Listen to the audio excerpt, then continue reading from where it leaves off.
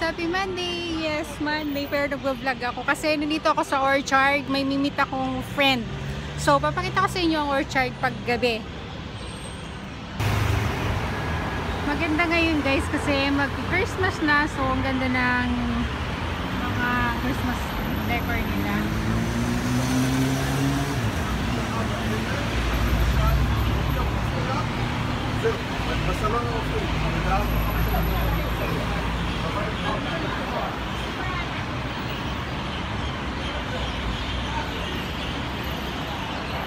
Tapos naririnig nyo ba yan? Mga ibon talaga yan sa mga puno.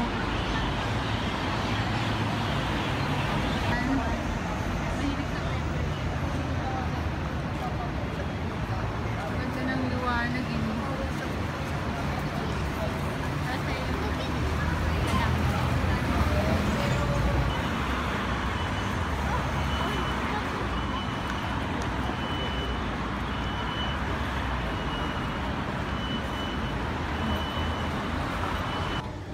Naghahanap ako ng toilet.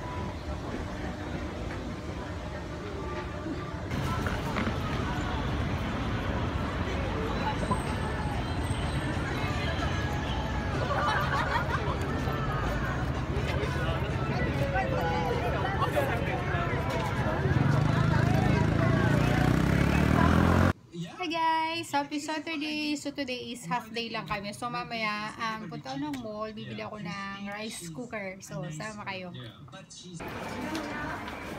Ayan guys, nasa mall na ako. Daming tao. Kasi naka-sale. 20% off.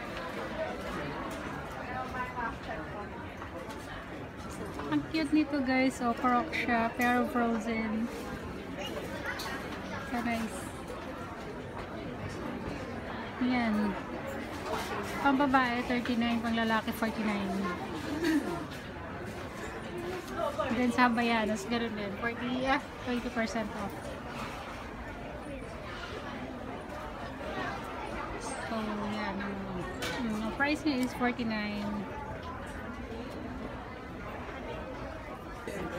And fifth black din. 20% off. Ngayon nakagano lang kasi yan. So, itong akin nabili ko for 3 years ago na ba? So, parang wala na siya. Ay, ito ganito. So, 200 na yun siya. Pero dati bili ko nito sa akin is nasa 179.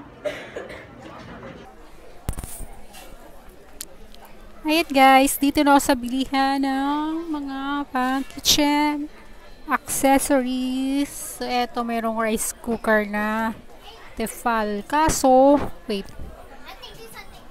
$79 mahal ah.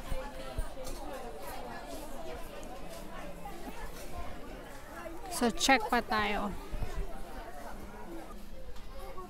Eto guys, meron dito. Kaso, Toyomi. 31. Kasi di ko alam anong brand yan. Ito guys, medyo cheaper na siya. 99, 39, 29, 29. Ito ang gaganda ng mga korel.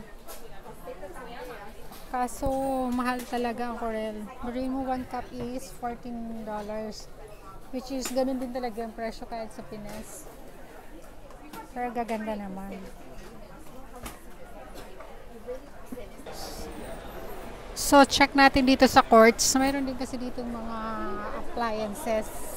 Yun kasi kanina yung nakita ko is sa loob yun ng department store nila dito, which is yung Metro.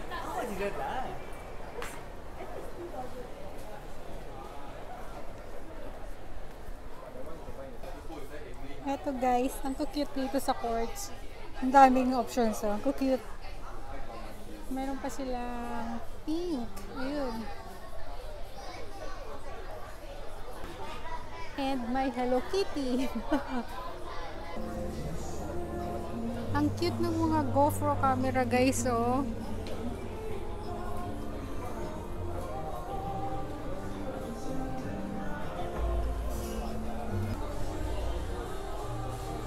Nasa $590 Hi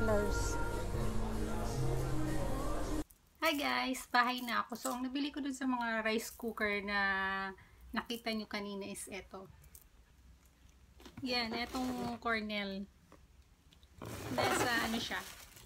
$37.